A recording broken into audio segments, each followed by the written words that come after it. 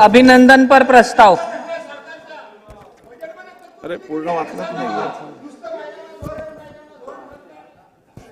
अभिनंदनाचा प्रस्ताव नुकत्याच वेस्ट इंडिज व अमेरिकेत पार पडलेल्या 9व्या मर्यादित 20 षटकांच्या विश्वचषक क्रिकेट स्पर्धेत भारतीय क्रिकेट संघाने अजिंक्यपद पटकावलेला आहे, त्याबद्दल भारतीय क्रिकेट संघातील खेळाडूंचे अभिनंदन करण्याचा प्रस्ताव मी मांडतो।